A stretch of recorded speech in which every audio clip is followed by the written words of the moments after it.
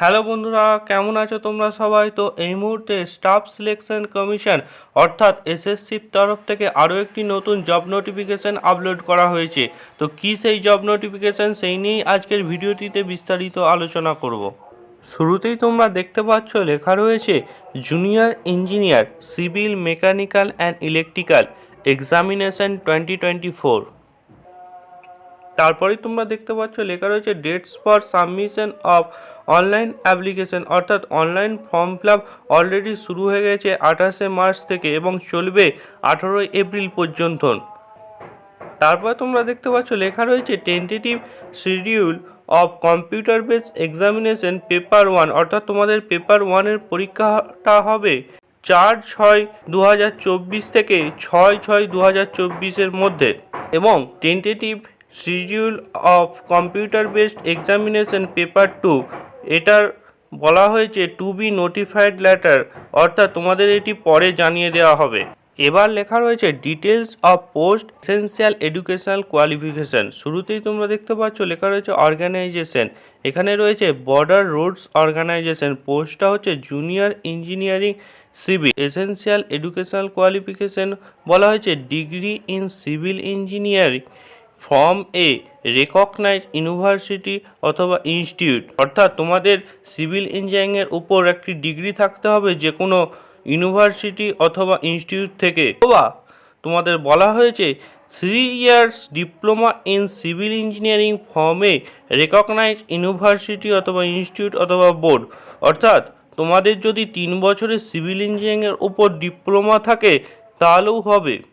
এবং এরপর বলা হয়েছে 2 years of working experience in planning, execution, maintenance of civil engineering work, অর্থাৎ তোমাদের 2 বছরের কাজের অভিজ্ঞতা থাকতে হবে। তারপরে বলা হয়েছে পোস্টে junior engineering electrical and mechanical, এখানে বলা হচ্ছে এডুকেশনাল কোয়ালিফিকেশনে degree in electrical or mechanical engineering from a recognised university অথবা ইনস্টিটিউট, অর্থাৎ তোমাদের ইলেকট্রিক্যাল অথবা মেকানিক্যালের উপর ডিগ্রি থাকতে হবে যে কোনো ইউনিভার্সিটি অথবা ইনস্টিটিউট থেকে, অথবা 3 years diploma in electrical automobile অথবা mechanical engineering from a recognised university অথবা ইনস্টিটিউট অথবা বোর্ড, অর্থাৎ তোমাদের 3 বছরের ডিপ্লোমা থাকতে হবে ইলেকট্রিক্যাল অথবা অটোমোবাইল অথবা মেকানিক্যাল ইঞ্জিনিয়ারিংয়ের উপর যে কোনো ইউনিভার্সিটি বা ইনস্টিটিউট থেকে,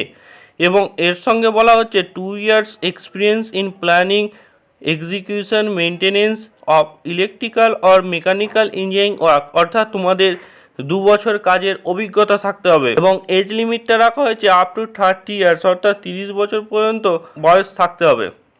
তার পরের পয়েন্ট এবার আসছি, লেখা রয়েছে ব্রহ্মপুত্র বোর্ড মিনিস্ট্রি অফ জল শক্তি, এখানে পোস্টটা রাখা হয়েছে জুনিয়র ইঞ্জিনিয়ারিং সিভিল, এখানে এডুকেশনাল কোয়ালিফিকেশান চাওয়া হচ্ছে 3 years diploma in civil engineering from a recognised university or institute, অর্থাৎ তোমাদের 3 বছরের ডিপ্লোমা থাকতে হবে সিভিল ইঞ্জিনিয়ারিংয়ের উপর যে কোনো ইউনিভার্সিটি অথবা ইনস্টিটিউট থেকে, এবং এখানেও এজ লিমিটটা রাখা হয়েছে আপ টু 30 ইয়ার্স, অর্থাৎ 30 বছর পর্যন্ত বয়স হতে হবে। এবার আসছি ভ্যাকেন্সি, নেম অফ ডিপার্টমেন্ট, এখানে বলা হচ্ছে border roads organisation for male candidates only, পোস্টটা হচ্ছে junior engineering civil, total vacancy রাখা হয়েছে 438টি।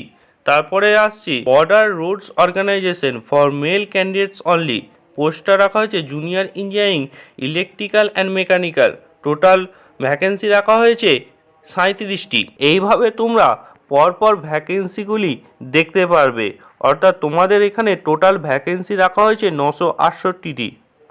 এবং তোমরা যারা অনলাইন অ্যাপ্লিকেশন করবে অবশ্যই https://ssc.gov.in এই অফিসিয়াল ওয়েবসাইটটি থেকে তোমরা অ্যাপ্লিকেশনটি করবে। এবং তোমাদের এখানে অ্যাপ্লিকেশান ফিস রাখা হয়েছে 100 টাকা, এবং তোমরা যারা ওমেন ক্যান্ডিডেট আছো এসসি এসটি তারপর পিডাব্লিউডি এবং এক্স সার্ভিসম্যান ক্যাটাগরি থেকে আছো তাদের কোনো অ্যাপ্লিকেশান ফিস লাগবে না। পরীক্ষার জন্য এক্সাম সেন্টার আমাদের পশ্চিমবঙ্গের ক্ষেত্রে রাখা হয়েছে আসানসোল, কলকাতা শিলিগুড়ি, বর্ধমান, দুর্গাপুর, অর্থাৎ এই 5টি এক্সাম সেন্টার তোমরা পাবে। এবার বলা হচ্ছে স্কিম অফ এক্সামিনেশন, অর্থাৎ পরীক্ষার যে ধরন, অর্থাৎ এখানে বলা হচ্ছে the computer based examination will be conduct in 2 papers as indicate below, অর্থাৎ পেপার 1, পেপার 2, অর্থাৎ তোমাদের পরীক্ষাটি হবে কম্পিউটারের মাধ্যমে এবং তোমাদের 2টি ধাপে হবে, অর্থাৎ একটা হবে পেপার 1 আর একটা হচ্ছে পেপার 2। পেপার 1-এর ক্ষেত্রে এখানে সাবজেক্ট রাখা হয়েছে জেনারেল ইন্টেলিজেন্স অ্যান্ড রিজনিং। এখানে তোমাদের 50টি কোশ্চেন থাকবে 50 নম্বরের। তারপর হচ্ছে জেনারেল অ্যাওয়ারনেস, এখানেও 50টি কোশ্চেন থাকবে 50 নম্বরে। তারপরে হচ্ছে part A general engineering civil and structural, অথবা পার্ট বি থাকবে জেনারেল ইঞ্জিনিয়ারিং ইলেকট্রিক্যাল, অথবা পার্ট সি থাকবে জেনারেল ইঞ্জিনিয়ারিং মেকানিক্যাল। এখানে 100টি কোশ্চেন থাকবে 100 নম্বরে এবং তোমরা 2 ঘন্টা টাইম পাবে। এবং তার আসছি পেপার 2। পেপার 2 এর সাবজেক্ট রাখা হয়েছে part A general engineering civil and structure, অথবা part B general engineering electrical, অথবা part C general engineering mechanical. এখানে 100টি কোশ্চেন থাকবে 300 নম্বরে এবং এখানে টোটাল টাইম রাখা হয়েছে 2 ঘন্টা। এরকমই পরীক্ষা সংক্রান্ত ভিডিও পেতে চাইলে আমাদের চ্যানেলটি সাবস্ক্রাইব করুন এবং ভিডিওটিকে লাইক করুন এবং শেয়ার করুন।